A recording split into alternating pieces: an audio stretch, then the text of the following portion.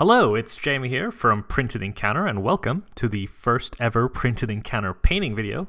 Today I'll be painting the Goblin Wolf Rider that I uploaded yesterday, and if you want to download this model, you can do so by clicking on the link to my Gumroad, and if you want to support Printed Encounter, then you can do so by becoming a patron. Both links are in the description. Without further ado, let's get started. Now, the first thing I do after having 3D printed the model and a couple of 25mm bases is that I glue them to each other. Just a couple of drops of super glue and some accelerator to make it dry quickly.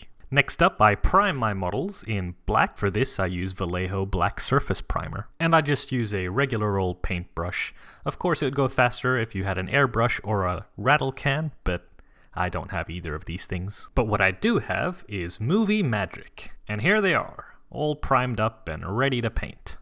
The first thing I'm going to do is start with the wolves, as it is the largest area, and I don't want to have to think about messing up the other parts of the model while I'm painting the wolf's fur. As far as color schemes go, I've already painted a wolf and a goblin separately, so I'm pretty much just going to emulate these two paint jobs, but together on the wolf riding goblin. Or goblin riding wolves, sorry. For the wolf's fur, I'm using light gray and gray blue. And yes, before you comment, I do know these are airbrush paints, but I bought them by mistake, and they work fine. They're just a bit runnier than the regular acrylics. Okay, let's get back to painting. So for the fur, I use a large makeup brush.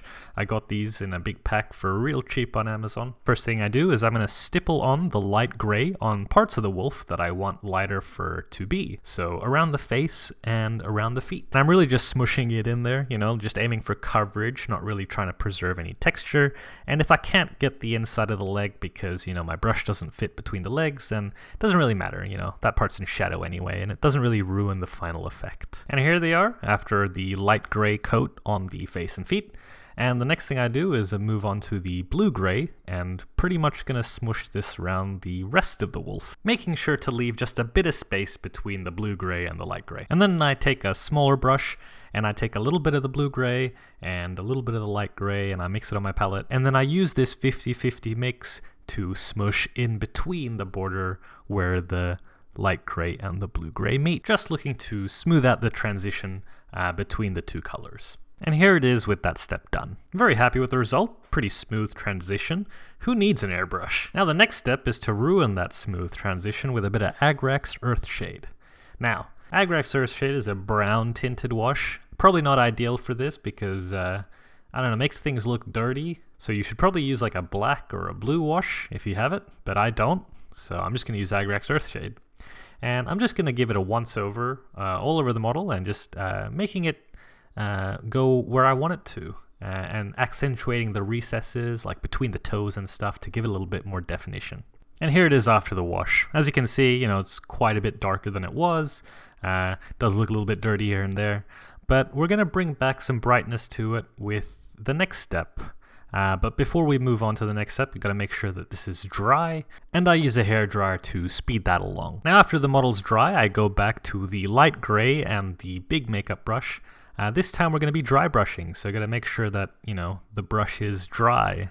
And, I wipe on my hand to make sure that it's not loaded too much, and then I go at it with the model with a very light touch, and from all angles, back and forth, side to side, do circular motions, and just trying to catch all the raised edges, pick up detail, and bring back some brightness. We're using the light gray here, and got to be lighter touch when you're over the darker parts of the model, like the blue-gray part. But you can get quite heavy with it around the face, which is what I do because I do want to really brighten that up and make it stick out compared to the rest of the body. And here they are, the wolf's fur now completely done. Now I move on to painting the goblins. For their skin, I'll use auric flesh. For the loincloth and the straps on the spear, I'll use Steel Legion Drab. For the spear head, I use Corax White.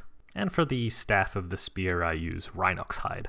Or really just any light green, light brown, white, and dark brown. And very simply, just painting in the layers, just even coverage across the model. Nothing fancy here. And here's what it looks like with the goblins base coated.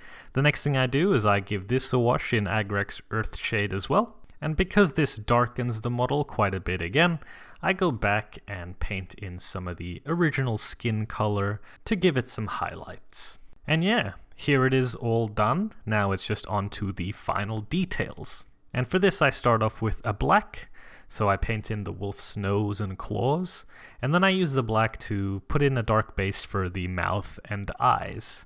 Then I used a red for the inside of the open mouths, and then white for the eyes and teeth. And finally, a black dot for the pupils, which you can't really see on camera right now, but they're there.